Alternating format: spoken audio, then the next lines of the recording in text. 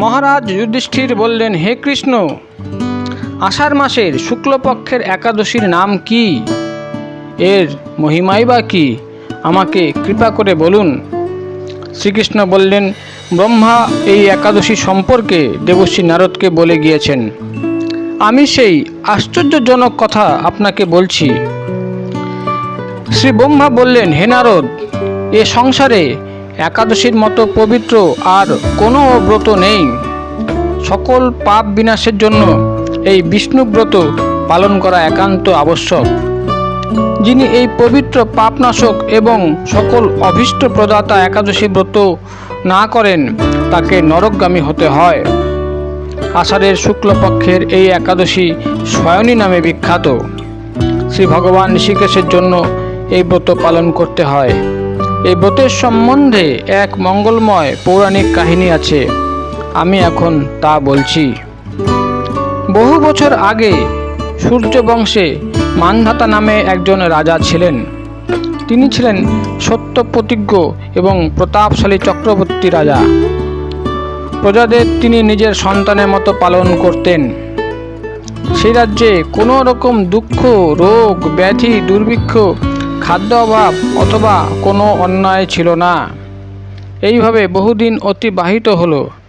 কিন্তু এক সময় দৈব দুর্বিপাকে টানা 3 বছর সে রাজ্যে কোনো বৃষ্টি হলো না।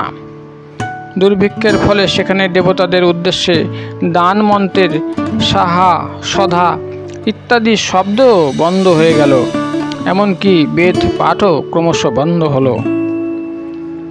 তখন প্রজারা রাজার কাছে এসে বলতে লাগলেন, মহারাজ, দয়া করে আমাদের কথা শুনুন। শাস্ত্রে জলকে নার বলা হয়, আর সেই জলে ভগবানের অয়ন অর্থাৎ নিবাস। তাই ভগবানের আরেক নাম নারায়ণ। মেঘরূপে ভগবান বিষ্ণু সর্বত্র বাড়ি বর্ষণ করেন। সেই বৃষ্টি থেকে অন্ন এবং অন্ন খেয়ে প্রজাগণ জীবন ধারণ করেন। এখন সেই অন্নের অভাবে প্রজারা ক্ষয়প্রাপ্ত হচ্ছেন।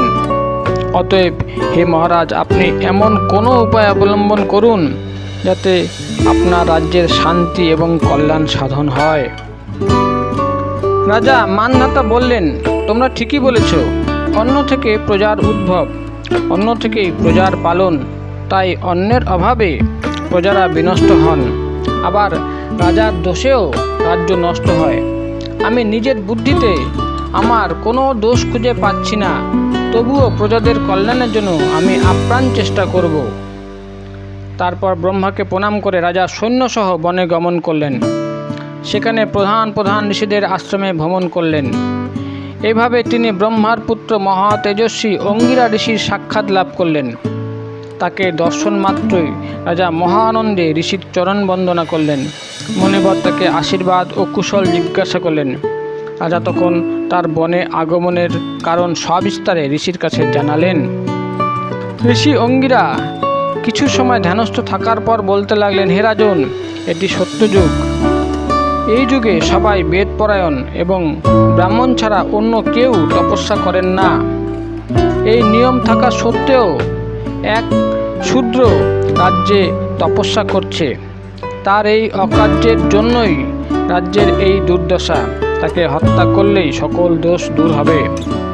রাজা বলেন, হে মুনিবর, তপস্যাকারী নিরপরাধ ব্যক্তিকে আমি কি করে বধ করব?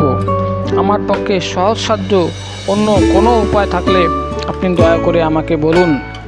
তদুত্তরে মহর্ষি অঙ্গিরা বলেন, আপনি আষাঢ় মাসের শুক্লপক্ষের শয়নী নামে প্রসিদ্ধ একাদশী ব্রত পালন করুন।